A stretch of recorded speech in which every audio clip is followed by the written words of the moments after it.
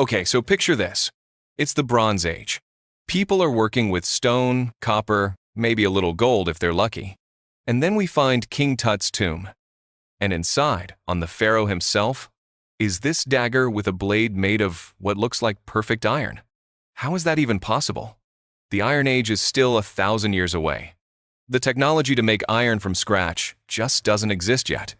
Well, the answer wasn't buried in the ground. It fell from the sky. This is the story of the metal from heaven and how a gift from space armed kings and changed history. We usually think of history in these neat little boxes, right? The Stone Age, then the Bronze Age, then the Iron Age. Each one named for the cool new material we figured out how to use. But there's a weird glitch in the timeline. For thousands of years before the Iron Age officially began, we keep finding these amazing iron artifacts. And they're not just crude lumps of metal. They're exquisite, high-status objects, buried with the most powerful people in the world. For a long time, this was a huge puzzle for archaeologists. Making iron is hard. You need to build furnaces that can get way hotter than what was needed for copper, and the tech to do that wouldn't be invented until around 1200 BCE. So, where did this early iron come from? The ancient Egyptians had a name for it: iron from the sky. And they meant that literally. Long before humans figured out how to make their own iron, the universe was basically dropping it off, pre-packaged and ready to go in the form of iron meteorites. Unlike the iron ore you dig up from the ground, which is a chemical compound that needs a ton of processing, meteoritic iron is already a metal. It's a natural alloy of iron and nickel that crash-landed on Earth.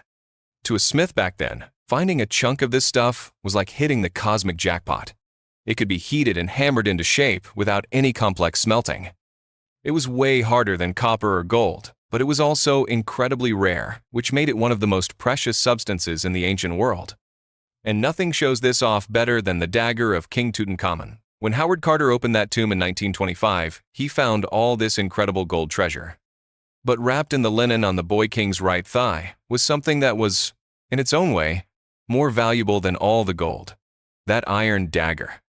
For decades, it was this huge mystery. In an age of bronze, this flawless-looking iron blade just shouldn't exist.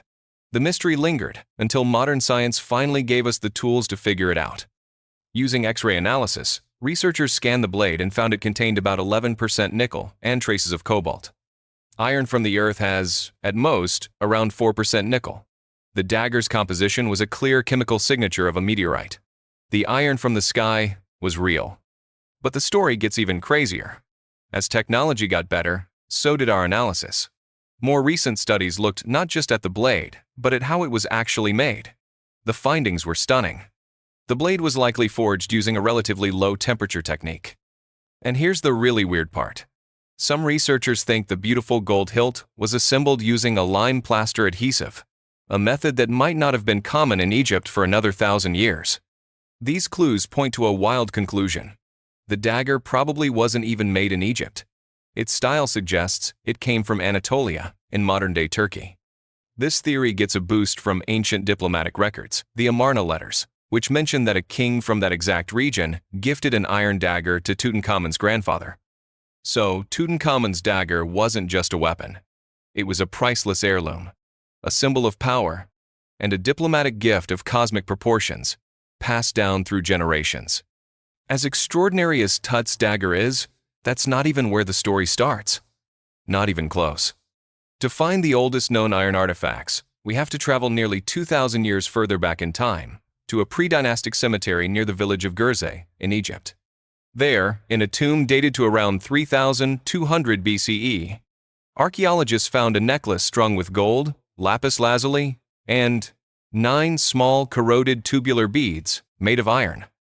These tiny beads are the earliest iron objects ever found. For a century after their discovery, people argued about their origin.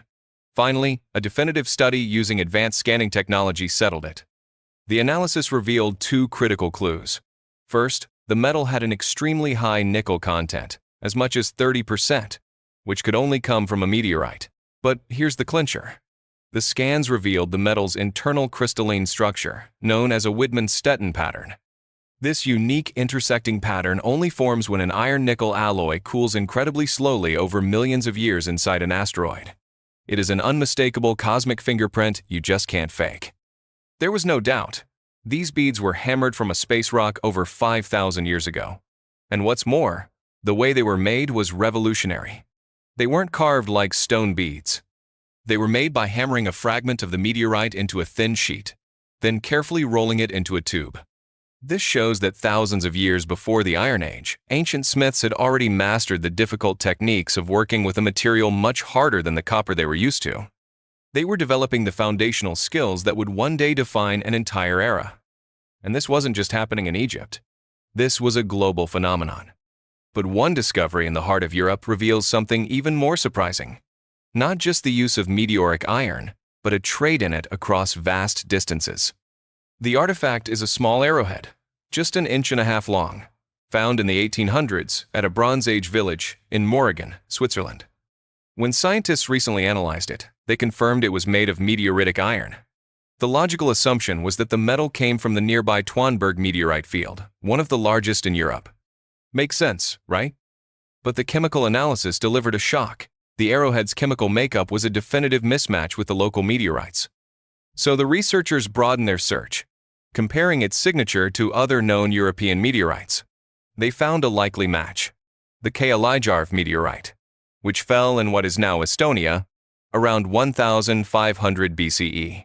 This means the raw material for this tiny arrowhead likely traveled over 1,600 kilometers, or 1,000 miles, across Bronze Age Europe. This discovery transforms our understanding of these artifacts. They weren't just objects made from a lucky find. Meteoric iron was a prized commodity, a raw material valuable enough to be traded along the same long-distance routes as other luxury goods, like amber. It was a coveted piece of the heavens, moving from hand to hand across a continent. So, how did this rare, divine, and astronomically expensive material set the stage for one of history's greatest technological revolutions? The key lies in the transition from finding iron to making it. Civilizations like the Hittites in Anatolia became masters of working with this black iron, as their texts call it. They revered it, with kings sitting on iron thrones to symbolize their power, a material considered more potent than gold. But even they could not equip an army with it. There simply wasn't enough to go around. The true Iron Age began when humanity cracked the code of smelting. This leap allowed us to produce iron on an industrial scale from the abundant ore found all over the planet. But innovation rarely happens in a vacuum. The millennia spent working with the precious gifts from space gave ancient metallurgists a critical head start.